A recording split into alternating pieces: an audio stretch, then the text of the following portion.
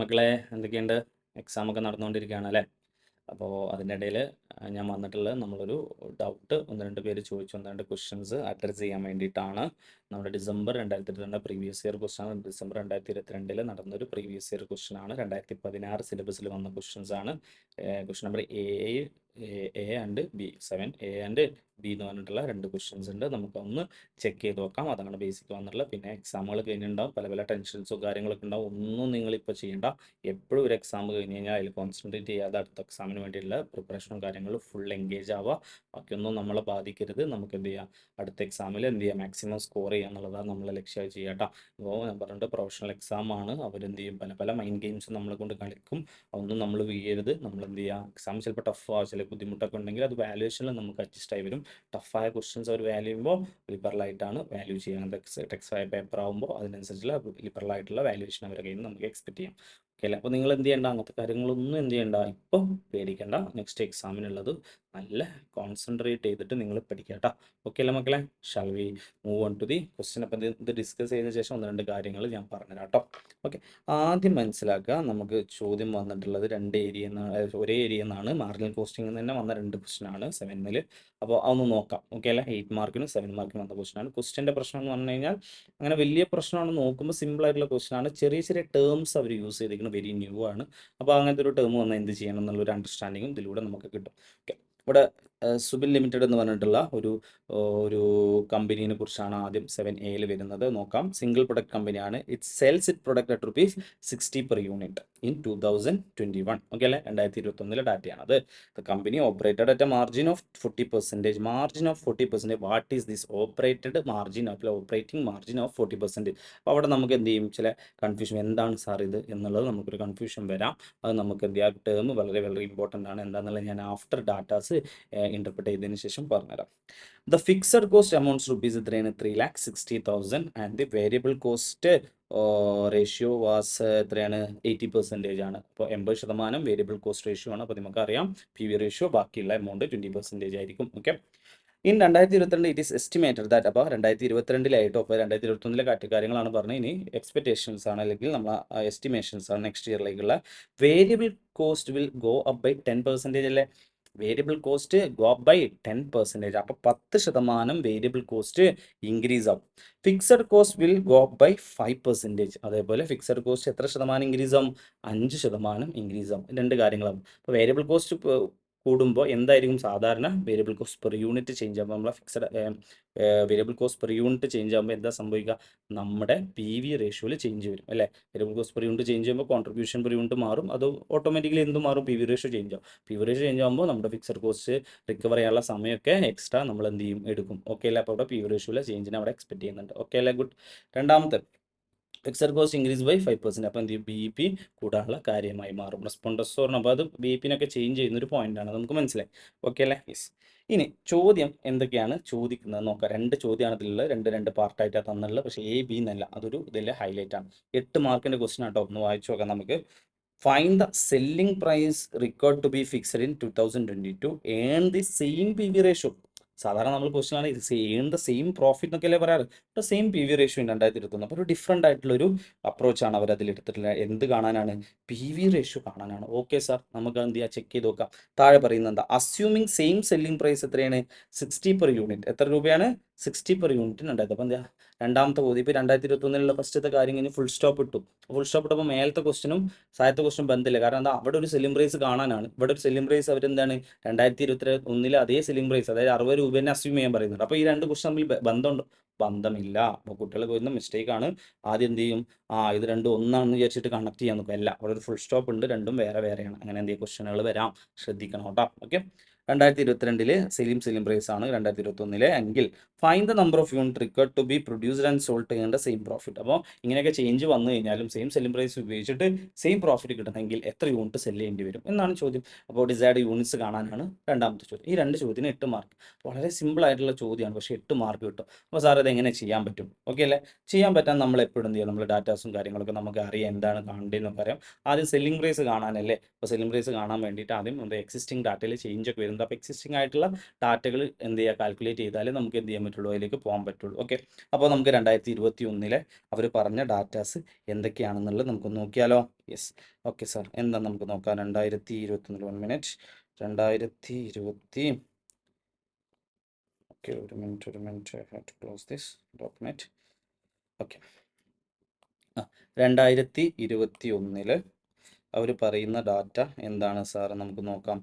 എന്താ പറയുന്നത് 2021 അവർ പറഞ്ഞ ഒന്നാമത്തെ കാര്യം എന്ന് പറയുന്നത് സെല്ലിംഗ് പ്രൈസ് ആണ് 60 റുപ്പീസ്. സെല്ലിംഗ് പ്രൈസ് എത്രയാണ് സാർ?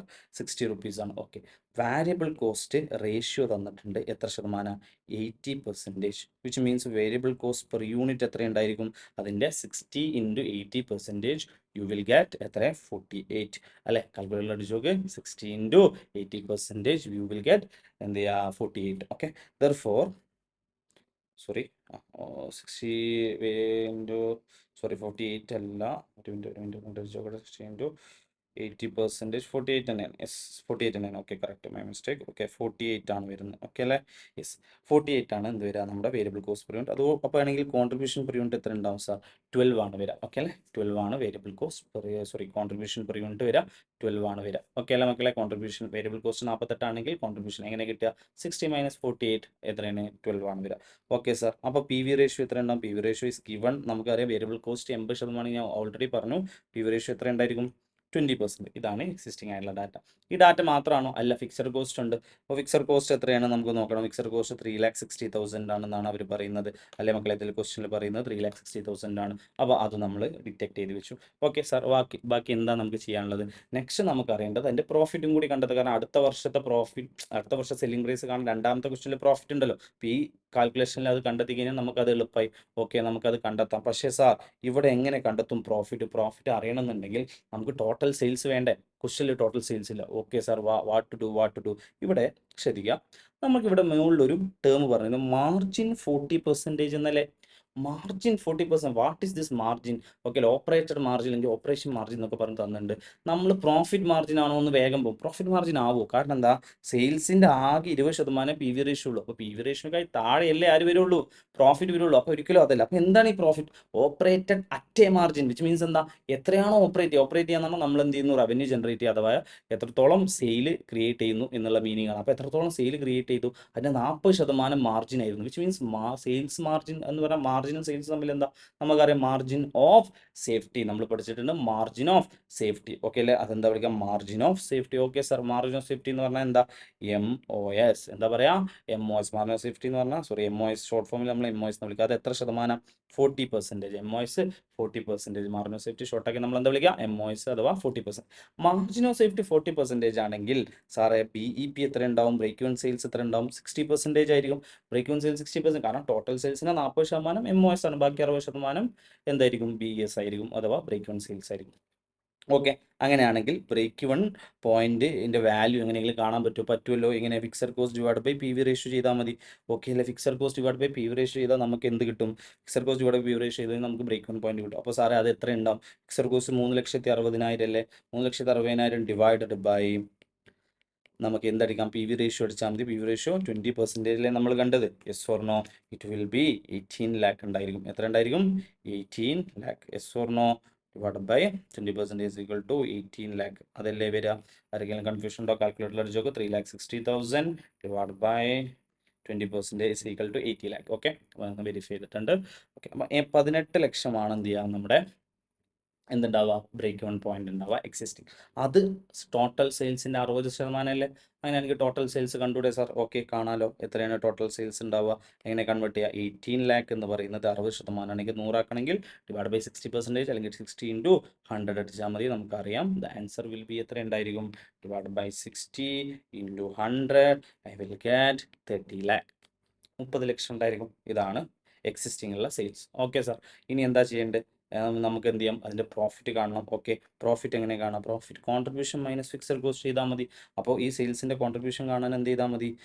30 ലക്ഷം ഇൻറ്റു 20% അടിച്ചു കൊടുത്താൽ മതി. ഓക്കെ അല്ലേ? 30 ലക്ഷം ഇൻറ്റു 20% വിൽ ബി 6 lakh വരും. ഓക്കെ അല്ലേ? അതിൽ നിന്ന് എന്ത് ചെയ്യാം? പ്രോഫിറ്റ് കാണാൻ വേണ്ടിയിട്ട് കോൺട്രിബ്യൂഷൻ 6 lakh എന്ത് കുറച്ചാൽ മതി? 6 lakh - 3,60,000 ആണ് ഫിക്സഡ് കോസ്റ്റ് ഉള്ളത്. മൈനസ് ചെയ്താൽ യു വിൽ ഗെറ്റ് 2,40,000.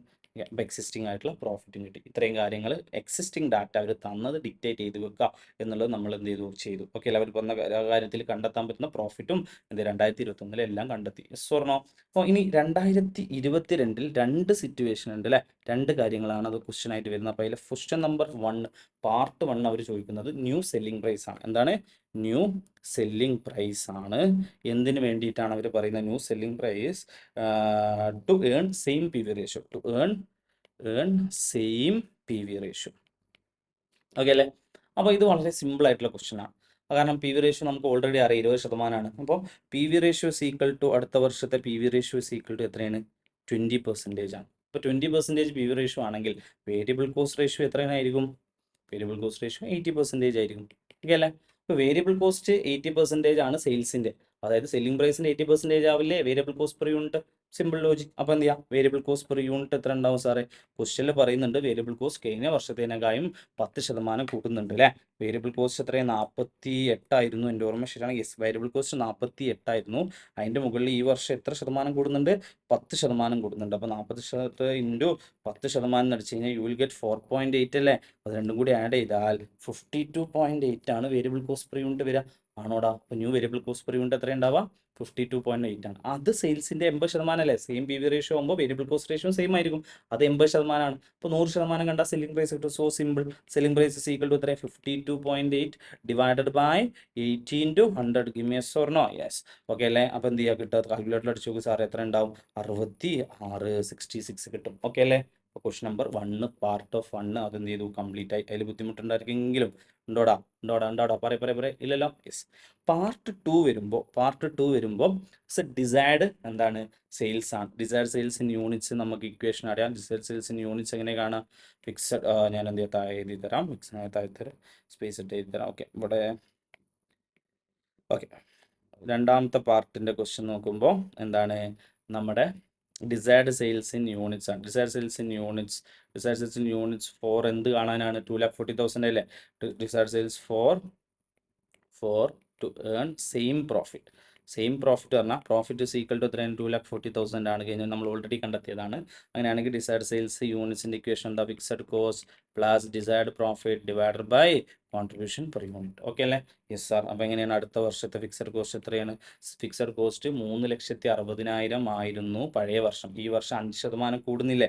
അപ്പോൾ 5% കൂടുന്നത് കൊണ്ട് നമുക്ക് എന്ത് ചെയ്യുന്നു? നമുക്ക് ഫിക്സഡ് കോസ്റ്റ് വരിക 3,60,60,000 പ്ലസ് 5%. കാൽക്കുലേറ്റർ മൾട്ടിപ്ലൈ ചെയ്ത് നോക്കൂ. യു വിൽ ഗെറ്റ് എത്രയാണ് വരിക? 5% എന്ന് പറഞ്ഞാൽ 18,000 ആണ്. എത്ര വരിക? 18,000 ആണ്. Yes or no? Okay, 3,60,000 into 5%. Okay അല്ലേ? 3,60,000 ഇൻറ്റു 5% അടിച്ചു കഴിഞ്ഞാൽ യു വിൽ ഗെറ്റ് 18,000. ഓക്കെ, 3,78,000 ആണ് ആഫ്റ്റർ ഇൻക്രീസ് വരിക. രണ്ടും കൂടി ആഡ് ചെയ്താൽ 5% ഇൻക്രീസ് കഴിഞ്ഞ് കഴിഞ്ഞാൽ 3,78,000. Therefore the desired sales is equal to എങ്ങനെ ഉണ്ടാവുക? 3,78,000 പ്ലസ് 2 lakh ഡിസൈർഡ് പ്രോഫിറ്റ് അതല്ലേ? 2,40,000 divided by contribution per unit. Okay sir, contribution per unit എത്രയാണ്? കോൺട്രിബ്യൂഷൻ പെർ യൂണിറ്റ് നമുക്ക് വളരെ സിമ്പിളായിട്ട് കാണാം. സെല്ലിംഗ് പ്രൈസ് എന്ന് കുറച്ചാൽ പോരെ. സെല്ലിംഗ് പ്രൈസ് എത്രയാണ് അവരെടുക്കാൻ പറഞ്ഞിട്ടുള്ളത്? 60 രൂപയല്ലേ? Yes or no? അത് വെച്ച് ഞാൻ എന്ത് ചെയ്യാതെ എഴുതിയതിനു ശേഷം ബാക്കി ഇക്വേഷൻ കാണാം. Therefore contribution per unit is equal to വരിക 60 മൈനസ് 52.8. കാൽക്കുലേറ്റർ അടിച്ച് നോക്കൂ. 60 മൈനസ് 52.8 എത്ര വരിക? 7.2. 7.2 അല്ലേ? യെസ്. ദെർഫോർ നമുക്ക് എന്ത് ചെയ്യാം? ഡിസൈർഡ് സെയിൽസ് കാണാം. ഒരു സെക്കൻഡ്. ഓക്കെ, ഡിസൈർഡ് സെയിൽസ് കാണാം. Desired sales is equal to fixed cost 3,78,000 plus 2,40,000 desired profit divided by 7.2. Calculator അടിച്ചു നോക്കൂ. 3,78,000 plus 2,40,000 we will get 6,18,000 divided by 7.2. we will get 85,833.33. ഇങ്ങനെയല്ലേ വരിക? യൂണിറ്റ്സ് ആണ് വരിക. ഓർ ഇതിനെന്ത് ചെയ്യാം? നമ്മൾ യൂണിറ്റ്സ് ആയതുകൊണ്ട് 85,834 യൂണിറ്റ്സ് എന്ന് വേണമെങ്കിൽ എഴുതാം. ഓക്കെ അല്ലേ? പോയിന്റ് യൂണിറ്റ്സ് എന്ന് പറഞ്ഞത് ഇതില്ലാത്തത് കൊണ്ട് നമുക്ക് ഒരു യൂണിറ്റ് കൂട്ടി എഴുതാം. Respond yes or no? അവനോട് മക്കളെ ഇത് ഓക്കെ അല്ലേ? ഇതാണ് ക്വസ്റ്റ്യൻ. 8 മാർക്കിൻ്റെ ക്വസ്റ്റ്യൻ ആണ്. 8 മാർക്കിൻ്റെ ക്വസ്റ്റ്യൻ ഒരുപാട് സമയമൊന്നും എടുക്കാതെ നമുക്ക് ചെയ്യാൻ പറ്റിയില്ലേ? ക്ലിയർ അല്ലേ മക്കളെ? അത് ക്വസ്റ്റ്യൻ വായിച്ച് അണ്ടർസ്റ്റാൻഡ് ചെയ്യണം. അപ്പോൾ ഇതിൽ ആരാണ് വില്ല? എന്താ സാർ ഇത്ര 8 മാർക്ക് തരാനുള്ള സംഭവം എന്ന് വെച്ച് കഴിഞ്ഞാൽ ഈ മാർജിൻ നിങ്ങൾ തെറ്റിക്കും എന്നുള്ള അവരുടെ പ്രതീക്ഷയാണ്.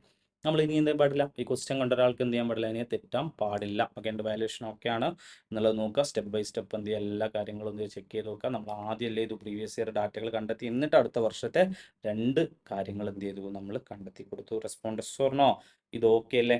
ഓക്കെ അല്ലേ മക്കളെ? സെറ്റ് അല്ലേ? ആ ഓക്കെ, ഗുഡ്. ഇതാണ് അതിൽ വന്നൊരു ക്വസ്റ്റ്യൻ. എ ആയിട്ട്. ബി ആയിട്ടൊരു ക്വസ്റ്റ്യൻ ഉണ്ട്. ബി ആയിട്ട് എവിടെ സാറേ? എങ്ങനെയാണ് ക്വസ്റ്റ്യൻ വന്നിട്ടുള്ളത് നമുക്ക് നോക്കാമല്ലോ. ഓക്കെ, ഒരു മിനിറ്റ്. ആൻസർ വർക്കൗട്ട് ചെയ്തിട്ടുണ്ട്. ഓക്കെ, ബി ആയിട്ട് നമുക്ക് എന്ത് ചെയ്യാം? വന്നിട്ടുണ്ട്. എങ്ങനെയാണ് തന്നിട്ടുള്ളത് നമുക്ക് ക്വസ്റ്റ്യൻ ഒന്ന് നോക്കിയാലോ. ക്വസ്റ്റ്യൻ നോക്കാം. ഇത് 7 മാർക്കിൻ്റെ ക്വസ്റ്റ്യൻ ആണോ? സബ് ക്വസ്റ്റ്യൻ 4 എണ്ണം ഉണ്ട്, എന്നിട്ട് 7 മാർക്ക്. അവിടെ എന്ത് ചെയ്യുക? 8 മാർക്കിനുണ്ട്, പക്ഷേ ആകെ 2 സബ് ക്വസ്റ്റ്യനേ ഉള്ളൂ. അപ്പോൾ നോക്കാം, മാർക്കിംഗ് ഒക്കെ അങ്ങനെ ചില ക്വസ്റ്റ്യൻസിന് എന്ത് ചെയ്യുക? അവർ ഇമ്പോർട്ടൻറ്റ് കൊടുക്കുന്നത് വർക്കിംഗ് തിങ്കിങ് പവറിനാണ് മാർക്ക് വരുന്നത്. തിങ്ക് ചെയ്ത് നിങ്ങൾക്ക് ആൻസർ ചെയ്യാൻ പറ്റും. ഇവിടെ കുറച്ചും കൂടി സ്റ്റെപ്സ് ചെയ്യാനുണ്ട്. അപ്പോൾ ഈ ക്വസ്റ്റ്യൻ നല്ല ക്വസ്റ്റ്യൻ ആണ് കേട്ടോ. ഓക്കെ, അല്ലെങ്കിൽ 4 ക്വസ്റ്റ്യനിൽ 4ാമത്തെ ക്വസ്റ്റ്യൻ വരെ ബാക്കി എല്ലാം എളുപ്പമാണ്. 4ാമത്തെ ക്വസ്റ്റ്യൻ ആണ് കുറച്ച് തിങ്ക് ചെയ്യാനുള്ളത്. നമുക്ക് അത് എന്ത് ചെയ്യാം? ചെയ്ത് നോക്കാം കേട്ടോ. ഓക്കെ അല്ലേ? ആദ്യം ഡിസംബറിൽ വന്ന സെയിം ക്വസ്റ്റ്യൻ ആണ്. അതായത് 2ാമത്തെ ക്വസ്റ്റ്യൻ ആണ്. പാൻ ലിമിറ്റഡ് എന്ന് പറഞ്ഞിട്ടുള്ള ഒരു കമ്പനിയാണ്. അതിൽ producing A single products, sales at ₹50 per unit. എത്ര രൂപക്ക് വെക്കുന്നത്? 50 രൂപക്ക്. വാരിയബിൾ കോസ്റ്റ് എത്രയാണ്? 35 ആണ്. അപ്പോൾ നമുക്ക് നോക്കിയാൽ കോൺട്രിബ്യൂഷനൊക്കെ കിട്ടും. അവിടുന്ന് 15 പെർ യൂണിറ്റ് വരും അല്ലേ? Yes. And fixed cost amounts rupees എത്രയാണ്? ₹12 lakh പെർ ആണ്. 12 ലക്ഷമാണ് എന്ത് ചെയ്യുക? ഫിക്സഡ് കോസ്റ്റ് വരുന്നത്. With this data you are required to calculate the following and treat each as independent to each other. അപ്പോൾ ഓരോന്നും ചെയ്യാം. അതിലുള്ള ഇൻഡിപെൻഡൻ്റ് ആയിട്ട് കാണാൻ പറഞ്ഞാൽ ഒന്നിൻ്റെ ആൻസർ മറ്റൊന്നിനെ കണക്ട് ചെയ്യേണ്ട ആവശ്യമൊന്നുമില്ല. നിങ്ങൾ എന്ത് ഇൻഡിപെൻഡൻ്റ് ആയി ചെയ്താൽ മതി. ബേസിക് ആൻസർ എപ്പോഴും സെയിം ആയിരിക്കും കേട്ടോ. അപ്പോൾ എന്താ ചോദിച്ചിട്ടുള്ളത്? ഫസ്റ്റ് PV റേഷ്യോ കാണാനാണ്, ബ്രേക്ക് ഈവൻ സെയിൽസും കാണാനാണ്. വലിയ ബുദ്ധിമുട്ടുള്ള കാര്യമാണോ? നമുക്ക് ചെയ്തുകൂടെ? യെസ് സാറിന് ഒരുപാട് വട്ടം ചെയ്താണ്, ചെയ്യാലോ. Next, new break even sales കാണാൻ വീണ്ടും ബ്രേക്ക് ഈവൻ സെയിൽസ് ആണ്. Variable cost increased by 3 per unit. 3 രൂപ വേരിയബിൾ കോസ്റ്റ് ഞങ്ങൾ ഇൻക്രീസ് ചെയ്യുകയാണെങ്കിൽ എത്രത്തോളം എന്ത് വരും? ബ്രേക്ക് ഈവൻ സെയിൽസ് വരും. അപ്പോൾ വേരിയബിൾ കോസ്റ്റ് കൂടുമ്പോൾ നമ്മൾ പഠിച്ചിട്ടുണ്ട്. വേരിയബിൾ കോസ്റ്റ് കൂടുമ്പോൾ സെൻസിറ്റിവിറ്റി അനാലിസിസ് നമ്മൾ ഫുൾ ക്ലാസ്സിൽ നമ്മൾ പഠിച്ചിട്ടുണ്ട്. മാർജിനൽ കോസ്റ്റിങ്ങിൻ്റെ ക്ലാസ്സിൽ നമ്മൾ നോട്ടിലുണ്ടായിരുന്നു. സെൻസിറ്റിവിറ്റി അനാലിസിൻ്റെ ഇതിൽ നമ്മൾ ഒബ്സർവ് ചെയ്ത് വെച്ചിട്ടുണ്ട്. വേരിയബിൾ കോസ്റ്റ് പെർ യൂണിറ്റ് കൂടുമ്പോൾ എന്താ ഉണ്ടാവുക? നമ്മുടെ കോൺട്രിബ്യൂഷൻ കുറയും. ഓക്കെ അല്ലേ? കോൺട്രിബ്യൂഷൻ കുറയും. കോൺട്രിബ്യൂഷൻ പെർ യൂണിറ്റ് കുറയുമ്പോൾ PV റേഷ്യോ കുറയും. PV റേഷ്യോ കുറയുമ്പോൾ ബ്രേക്ക് ഈവൻ പോയിന്റ് ഇൻക്രീസ് ആവും. Yes or no? അത് നമ്മൾ പറഞ്ഞിട്ടില്ലേ, കുറേ സമയം എടുക്കുന്നതിനാണ് ബ്രേക്ക് ഈവൻ പോയിന്റ് വരും. അതേ ഒരു അവസ്ഥ ഇവിടെ വരുമ്പോൾ പഴയ ബ്രേക്ക് ഈവൻ പോയിന്റ് ആവില്ല, ചേഞ്ച് ആവും. പിന്നെ without increase in selling price എന്ന് അവർ പറയുന്നത്. സെല്ലിംഗ് പ്രൈസ് അവർ ഇൻക്രീസ് ചെയ്യുന്നുണ്ടോ? ഇല്ല, ഇൻക്രീസ് ചെയ്യുന്നില്ല. അതുകൊണ്ട് അതിനെ കോമ്പൻസേറ്റ് ചെയ്യാനോ അവിടെ വരുന്നില്ല. ഓക്കെ അല്ലേ? അപ്പോൾ അതാണ് 2ാമത്തെ. അപ്പോൾ ബ്രേക്ക് ഈവൻ പോയിന്റ് കാണാൻ നമുക്ക് ചെയ്യാം. Next, increase in sales required if profit are to be increased by 2.4 lakh. Okay അല്ലേ? അപ്പോൾ സെയിൽസ് ഇൻക്രീസ് ചെയ്യുന്നു, പ്രോഫിറ്റ് ഇൻക്രീസ് ചെയ്യുന്നു. സെയിൽസ് ചേഞ്ച് ആവുന്നു, പ്രോഫിറ്റ് ചേഞ്ച് ആവുന്നു. മൈൻഡിൽ വെക്കട്ടെ, ഞാൻ അത് ചെയ്യുമ്പോൾ നിങ്ങൾ കിട്ടും അത്. Okay, percentage of increase or decrease in sales volume units to set off. എന്ത് ചെയ്യണം? Increase or decrease of sales volume to set off എന്ന് പറഞ്ഞിട്ടാണ് അവർ ചോദിക്കുന്നത്. Percentage of increase in sales or decrease in sales to set off. എന്ത് set of ചെയ്യാൻ? താഴെ പറയുന്ന കാര്യങ്ങളിൽ എന്താണ് ചേഞ്ച് വരുന്നത് അത് സെറ്റ് ഓഫ് ചെയ്യണം. ഓക്കെ, എന്താണ് ചേഞ്ച് വരുന്നത് നമുക്ക് നോക്കാം. an increase of ₹3 in the variable cost per unit. an increase of ₹3 in variable cost per unit 3 ആയിട്ട് കൂടുമ്പോൾ സ്വാഭാവികമായിട്ട് എന്ത് വ്യത്യാസം വരും? ഞാൻ പറഞ്ഞ പോലെ നമ്മുടെ കോൺട്രിബ്യൂഷൻ പെർ യൂണിറ്റ് കുറയും. അതേപോലെ തന്നെ PV റേഷ്യോ കുറയും. അപ്പോൾ എന്ത് കൂടും? ബ്രേക്ക് ഈവൻ പോയിന്റ് കൂടും. കൂടുതൽ സമയം എടുക്കും എന്ത്? ഫിക്സഡ് കോസ്റ്റ് റിക്കവർ ചെയ്യാൻ. അപ്പോൾ ഒരു പ്രോഫിറ്റ് ഓൾറെഡി അച്ചീവ് ചെയ്യുന്നതിനേക്കാൾ കൂടുതൽ സമയം എടുക്കും അത് അച്ചീവ് ചെയ്യാൻ. അപ്പോൾ അവിടെ എന്ത് ചെയ്യും? സെയിൽസിൽ ഡിക്രീസ് വരും. ഓക്കെ അല്ലെ? സെയിൽസിൽ എന്ത് ചെയ്യേണ്ടി വരും? സെയിൽസ് ഇൻക്രീസ് ചെയ്താൽ അത് സെറ്റ് ഓഫ് ചെയ്യാൻ പറ്റും. ഇപ്പോൾ എന്ത് ചെയ്യും? നമ്മളെ പ്രോഫിറ്റ് കുറയാണ് ചെയ്യുക, അല്ലെങ്കിൽ നമ്മളെ കോൺട്രിബ്യൂഷൻ കുറയാണ് ചെയ്യുക, PV റേഷ്യോ കുറയാണ് ചെയ്യുക. അപ്പോൾ കൂടുതൽ സെയിൽസ് ചെയ്താലേ അത് അച്ചീവ് ചെയ്യാൻ പറ്റും. റെസ്പോണ്ടസ് ഓർണോ? അപ്പോൾ എന്ത് ചേഞ്ച് ആവും? Variable cost per unit change ആവും. അത് കോൺട്രിബ്യൂഷൻ എഫക്റ്റ് ചെയ്യും. കോൺട്രിബ്യൂഷൻ എഫക്റ്റ് ചെയ്യുമ്പോൾ PV റേഷ്യോ എഫക്റ്റ് ചെയ്യും. PV റേഷ്യോ എഫക്റ്റ് ചെയ്യുമ്പോൾ BEP എഫക്റ്റ് ചെയ്യും. ഓക്കെ അല്ലേ? ഈ ഒരു ചേഞ്ച് അവിടെ ഉണ്ടാവും. അപ്പോൾ അതിങ്ങനെ സെറ്റ് ഓഫ് ചെയ്യണം. ഇൻക്രീസ് ആണോ ഡിക്രീസ് ആണോ ചെയ്യേണ്ടത്? അപ്പോൾ നമുക്ക് അവിടെ പ്രോഫിറ്റ് കുറയണമെങ്കിൽ, പ്രോഫിറ്റ് പഴയ പോലെ ആക്കണമെന്നുണ്ടെങ്കിൽ, നമുക്ക് കിട്ടിയ കോൺട്രിബ്യൂഷൻ പഴയ പോലെ ആക്കണമെന്നുണ്ടെങ്കിൽ നമ്മളെ സെയിൽസും അതിനനുസരിച്ച് ഇൻക്രീസ് ചെയ്ത് കൊണ്ടുവരണം. ഓക്കെ, നെക്സ്റ്റ് 2ാമത്തെ case 10% increase in selling price. എത്ര ശതമാനം?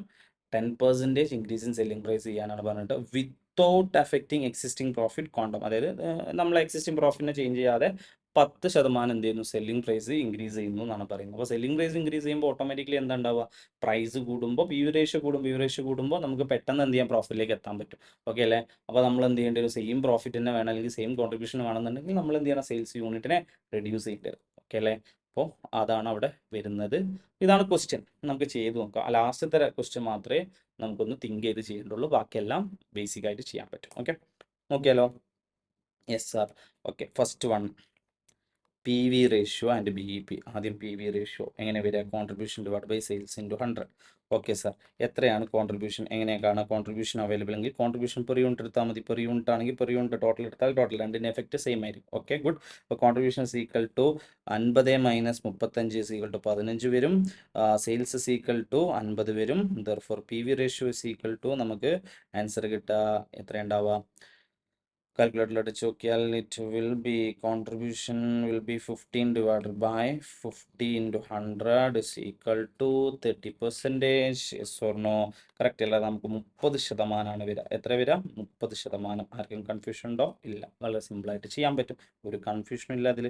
ബ്രേക്ക് വൺ പോയിന്റ് അഥവാ ബ്രേക്ക് വൺ സെയിൽസ് എങ്ങനെ കാണാം, നമുക്ക് പി വി റേഷ്യോ അറിയാം. അപ്പോൾ ഫിക്സഡ് കോസ്റ്റ് അറിയെങ്കിൽ fixed cost divide by P V ratio അടിച്ചു കൊടുത്താൽ മതി. വളരെ സിമ്പിൾ ആയിട്ടുള്ള സംഭവമാണ്.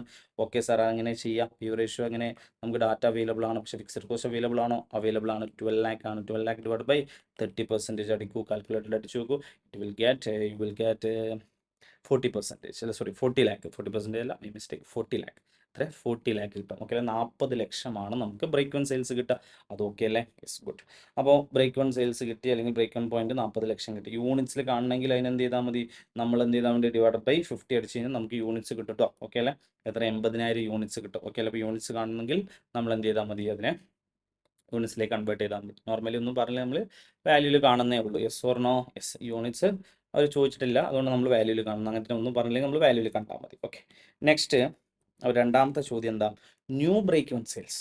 പുതിയ ബ്രേക്ക് വൺ സെയിൽസ്. പുതിയ ബ്രേക്ക് വൺ സെയിൽസ് ചെയ്യുമ്പോൾ എന്ത് ചെയ്യുന്നു, ന്യൂ ബി ഇ പി കാണുമ്പോൾ നമ്മൾ എന്ത് ചെയ്യണം, എന്ത് ഫിക്സഡ് കോസ്റ്റിൽ ചേഞ്ച് ഇല്ല. കാരണം അവിടെ എന്താണ് ചേഞ്ച് ആവുന്നത്, ഇൻക്രീസ് ഇൻ വേരിയബിൾ കോസ്റ്റ് ആണ്. വേരിയബിൾ കോസ്റ്റ് കൂടുമ്പോൾ പി വി റേഷ്യോ ആണ് മാറുക. അപ്പോൾ എങ്ങനെ ഉണ്ടാവുക, fixed cost divided by new P V R എന്നാണ് വരുന്നത്. നമുക്കൊരു കൺസിസ്റ്റൻസി കീപ്പ് ചെയ്യാം. Yes or no? New P V R. Okay sir, എങ്ങനെ ചെയ്യാം?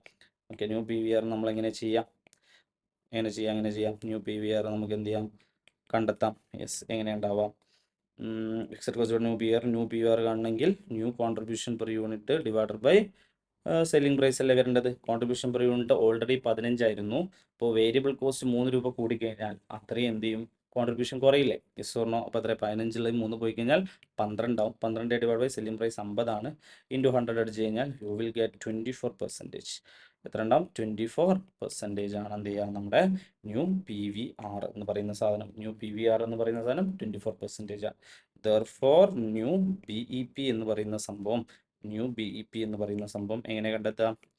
ന്യൂ ബി ഇ പി എന്ന് പറയുന്ന സംഭവം it will be 12 lakh divided by 24%.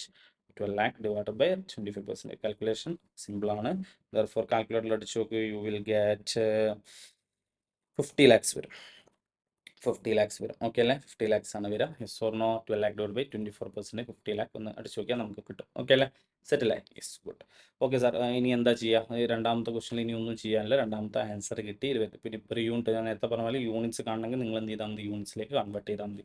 Okay അല്ലേ? യെസ്. അപ്പോൾ നമ്മൾ ചോദിച്ചത് ബി പി എന്നുള്ളതുകൊണ്ട് അപ്പോൾ നമുക്ക് രണ്ടും എന്ത് ചെയ്യാം, ചെയ്യുന്നതുകൊണ്ട് പ്രശ്നമില്ല. ഓക്കെ സാർ, നെക്സ്റ്റ് മൂന്നാമത്തെ ചോദ്യം എന്താ?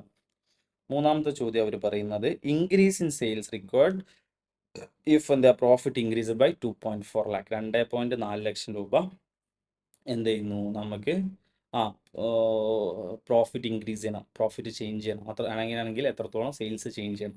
അപ്പോൾ ഇത് ബേസിൽ വെച്ച് ഇൻഡിപെൻഡൻറ്റ് ക്വസ്റ്റൻ ആട്ടോ. അപ്പോൾ അവർ പറയുന്നത് എന്താ, ചേഞ്ച് ഇൻ പ്രോഫിറ്റ് എന്ന് പറയുന്നത്, ഞാൻ ഇൻക്രീസ് എന്നുള്ള ചേഞ്ച് ഇൻ പ്രോഫിറ്റ് എന്നുള്ളത് എത്രയായിരുന്നു, പ്ലസ് 2,40,000. അപ്പോൾ change in profit is equal to 2,40,000.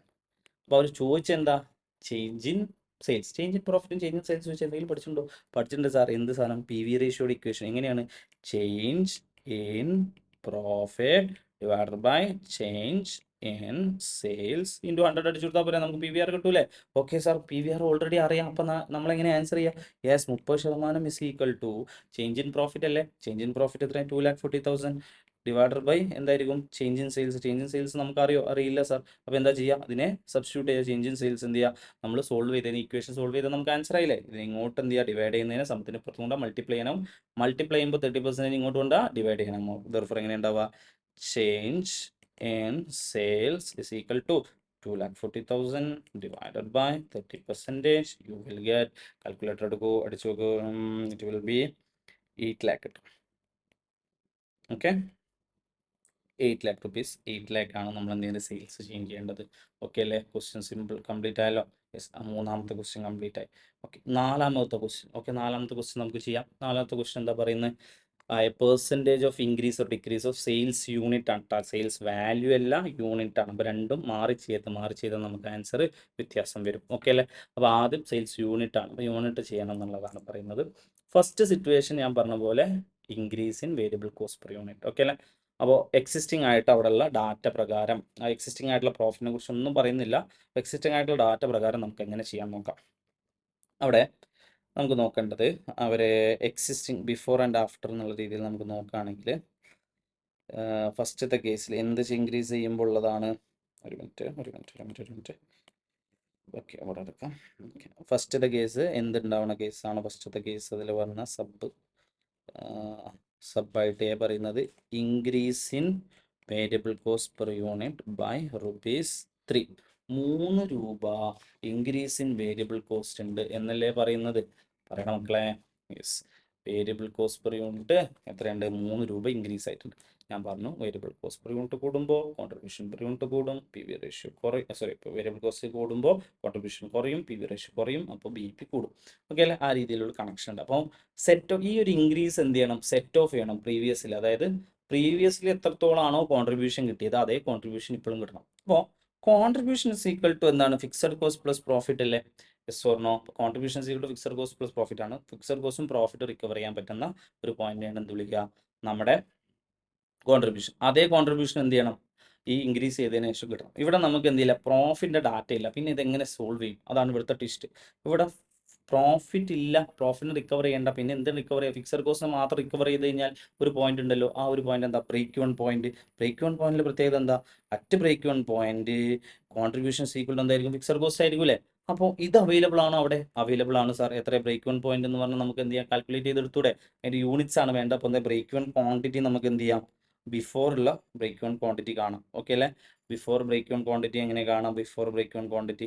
Yes, നമുക്ക് ബിഫോർ ഉള്ള BQ കാണാം, ബിഫോർ ആഫ്റ്റർ എന്നുള്ള രീതിയിൽ നമുക്ക് കാണാം. ബിഫോർ BQ എത്ര ഉണ്ടായിരുന്നു, BQ എന്ന് പറയുന്നത് മുമ്പ് നമ്മൾ റിക്കവർ ചെയ്യാൻ, റിക്കവർ ചെയ്യാൻ, ഫിക്സഡ് കോസ്റ്റിന് റിക്കവർ ചെയ്യാൻ വരുന്നതാണ്. കോൺട്രിബ്യൂഷൻ പെർ യൂണിറ്റ് ഡിവൈഡ് ചെയ്താൽ മതി. ഓക്കെ അല്ലേ. ഫിക്സഡ് കോസ്റ്റ് 12 lakh ആണ്, കോൺട്രിബ്യൂഷൻ പെർ യൂണിറ്റ് 15 ആണ്. കാൽക്കുലേറ്റർ എടുക്കുക, അടിക്കുക, എത്ര വരും, you will get 80,000 ആണോ, 12 lakh divided by 15 is equal to 80,000 units ആണ് വരുന്നത്. Yes, good. 80,000 യൂണിറ്റ്സ് ആണ് നമുക്ക് എന്ത് ചെയ്യുന്നത്, ബ്രേക്ക് വൺ ക്വാണ്ടിറ്റി വന്നത് ബിഫോർ. അപ്പോൾ എന്തിനെ റിക്കവർ ചെയ്യാം, ഫിക്സഡ് കോസ്റ്റിനെ റിക്കവർ ചെയ്യാം. അതേ ഫിക്സഡ് കോസ്റ്റിനെ നമ്മൾ ആഫ്റ്റർ ദിസ് ചേഞ്ച് ചെയ്യുമ്പോൾ break even quantity to recover എന്ത് ചെയ്യാം, fixed cost, same fixed cost എമൗണ്ടിൽ ചേഞ്ച് ഇല്ല. അപ്പോൾ ആ ഫിക്സഡ് കോസ്റ്റ് റിക്കവർ ചെയ്യാം, സെയിം ഇക്വേഷനിൽ വരിക. പക്ഷേ ഇവിടെ എന്താ സംഭവിക്കുക, പറഞ്ഞാൽ വേരിയബിൾ കോസ്റ്റ് കൂടി കോൺട്രിബ്യൂഷൻ കുറയില്ലേ. അപ്പോൾ സെയിം എമൗണ്ട് തൊട്ട് റിക്കവർ ചെയ്യാൻ പറ്റില്ല, സെയിം യൂണിറ്റ് കൊണ്ട് നമുക്ക് റിക്കവർ ചെയ്യാൻ പറ്റില്ല. ഓക്കെ അല്ലേ. അപ്പോൾ ആ എങ്ങനെ റിക്കവർ ചെയ്യാൻ പറ്റുക, എത്രയുണ്ട് എമൗണ്ട്, 12 lakh ആണ്. 12 lakh ഡിവൈഡ് ബൈ 12 ആണ് വരിക. കാരണം അങ്ങനെ 12 വന്നത് 15-ന് 3 രൂപ കൂടി, വേരിയബിൾ കോസ്റ്റ് കൂടി കഴിഞ്ഞാൽ എന്ത് ചെയ്യും, കോൺട്രിബ്യൂഷൻ കുറയും. 15 ഉള്ളത് 12 ആവും. അത് പ്രശ്നമുള്ള ആൾക്കാർ സൈഡിൽ നോക്കുക, എത്രയായിരുന്നു, ഓൾറെഡി 50 മൈനസ് 35 ആയിരുന്നു. അതെന്തായി മാറും, 50 മൈനസ് 38 ആയി മാറും. 50 മൈനസ് 38 ആയി മാറും. അപ്പോൾ എത്ര ഉണ്ടാവും, 12 കിട്ടും. കൺഫ്യൂഷൻ ഉള്ള ആൾക്കാർ അത് നോക്കിയാൽ മതി കേട്ടോ. ഓക്കെ, അപ്പോൾ ഡിവൈഡ് ചെയ്ത് കഴിഞ്ഞാൽ നമുക്ക് ബ്രേക്ക് വൺ ക്വാണ്ടിറ്റി എത്ര കിട്ടൂടാ, break even quantity you will be getting is equal to 1 lakh കിട്ടും. 1 lakh യൂണിറ്റ്സ് എത്ര ഉണ്ടാവും, 1 lakh യൂണിറ്റ്സ്. ഓക്കെ അല്ലേ. അപ്പോൾ സെയിം കോൺട്രിബ്യൂഷൻ BPയിൽ സെയിം കോൺട്രിബ്യൂഷൻ, അതാണ് 12 ലക്ഷം. സെയിം 12 ലക്ഷം കിട്ടാൻ ഇവിടെ 80,000 യൂണിറ്റ് കൊണ്ട് പറ്റുമായിരുന്നു. 80,000 യൂണിറ്റ് നമ്മൾ സെയിൽ ചെയ്താൽ പറ്റുമായിരുന്നു.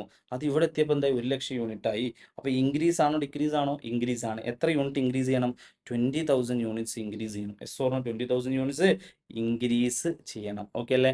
ഓക്കെ, 20,000 യൂണിറ്റ് ഇൻക്രീസ് ചെയ്യണം. നമ്മളോട് യൂണിറ്റ്സിൻ്റെ ഇൻക്രീസ് ആണോ, അതിൻ്റെ പെർസെൻറ്റേജോ വേണ്ടേ, എക്സിസ്റ്റിംഗിൽ എത്രത്തോളം പെർസെൻറ്റേജ് ഇൻക്രീസ് ആണ്. അപ്പോൾ പെർസെൻറ്റേജ് എങ്ങനെ കാണാം, percentage of increase is equal to എങ്ങനെ 20,000 ഡിവൈഡഡ് ബൈ പഴയ എമൗണ്ട് 80,000 അല്ലേ, 80,000 ഇൻറ്റു 100 ഇസ് ഈക്വൽ ടു എത്ര ഉണ്ടാവും, 25%. ഓക്കെ, നമ്മൾ ചോദിച്ച പെർസെൻറ്റേജ് ആണ്. അപ്പോൾ ഇങ്ങനെ ചെയ്ത് കഴിഞ്ഞാൽ നമുക്ക് കിട്ടും. ഓക്കെ അല്ലേ, സിമ്പിൾ. ഇതേപോലെ നമുക്ക് എന്ത് ചെയ്യാം, രണ്ടാമത്തെ കേസും ചെയ്യാൻ പറ്റും. ക്ലിയർ അല്ലേ? പറയടാ. യെസ്, ഓക്കെ അല്ലേ. അപ്പോൾ രണ്ടാമത്തെ കേസ് എന്താ സാർ?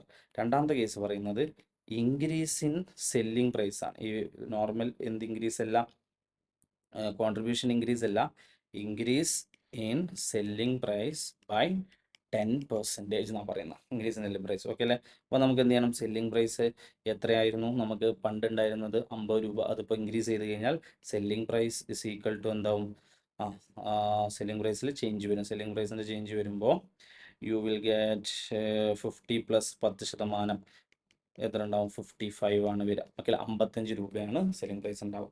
സെല്ലിംഗ് പ്രൈസ് കൂടി എന്താ ഉണ്ടാവും സാർ? സെല്ലിംഗ് പ്രൈസ് കൂടി കഴിഞ്ഞാൽ കോൺട്രിബ്യൂഷൻ കൂടും, പി വി റേഷ്യോ ചേഞ്ച് ആവും. Yes or no? ഓട്ടോമാറ്റിക്കലി എന്ത് ബ്രേക്ക് ഓൺ പോയിന്റിലും ചേഞ്ച് വരും. Respond yes or no?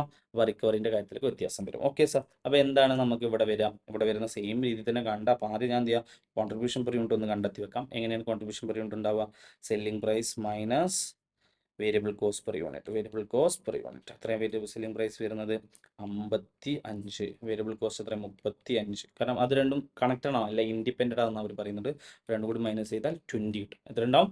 20 കിട്ടും. Yes or no? അപ്പോൾ 20 ആണ് contribution per unit. Okay sir. ഇനി എങ്ങനെയാണ് നമ്മൾ റിക്കവറി ബിഫോർ ആഫ്റ്റർ? നേരത്തെ എങ്ങനെയാണോ റിക്കവർ ചെയ്തത് ഫിക്സഡ് കോസ്റ്റിന്, കാരണം ഇവിടെ പ്രോഫിറ്റ് അവൈലബിൾ അല്ല, അതുകൊണ്ട് ആറ് റിക്കവർ ചെയ്താൽ മതി, ഫിക്സഡ് കോസ്റ്റിന് റിക്കവർ ചെയ്യുന്ന പോയിന്റ് നോക്കിയാൽ മതി. ഫിക്സഡ് കോസ്റ്റിന് റിക്കവർ ചെയ്യുന്ന പോയിന്റ് നമ്മൾ എന്താ വിളിക്കുക, ബ്രേക്ക് ഓൺ ക്വാണ്ടിറ്റിയിൽ ബ്രേക്ക് ഓൺ പോയിന്റ് എത്രയാണ് വരുന്നത്? ബ്രേക്ക് ഓൺ പോയിന്റ് ഇക്വേഷൻ എന്താ? Fixed cost divided by contribution per unit. സീക്വൽ ഓൾറെഡി കണ്ടെത്തിയതാണ്, ജസ്റ്റ് എഴുതുന്നേ ഉള്ളൂ. Divide by contribution per unit 15 ആയിരുന്നു പഴയത്. ഇപ്പോൾ എത്ര കിട്ടുക? 80,000 ആണ്. ഓക്കെ അല്ലേ, ഇതിൽ വ്യത്യാസമില്ലല്ലോ, ഇല്ല. അപ്പോൾ അതാണ് ബിഫോർ കേസ് വരുന്നത്. ആഫ്റ്ററിൽ എങ്ങനെയാണ് സാർ? ആഫ്റ്റർ ഈ ഒരു ചേഞ്ച് വന്നതിന് ശേഷം എന്ത് ചെയ്യുന്നു, ബ്രേക്ക് ഓൺ പോയിന്റിൻ്റെ ക്വാണ്ടിറ്റി കാണാൻ 12 lakh ഡിവൈഡഡ് ബൈ 15 പകരം 20 ആണ് വരിക. 12 lakh ഡിവൈഡ് ബൈ 20 എത്രയാണ്?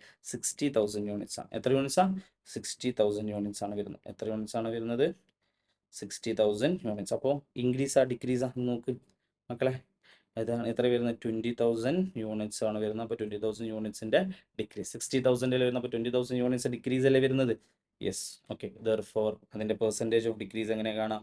Percentage of decrease is equal to 20,000 divide by 80,000 into 100. എത്ര ഉണ്ടാവും? 25%.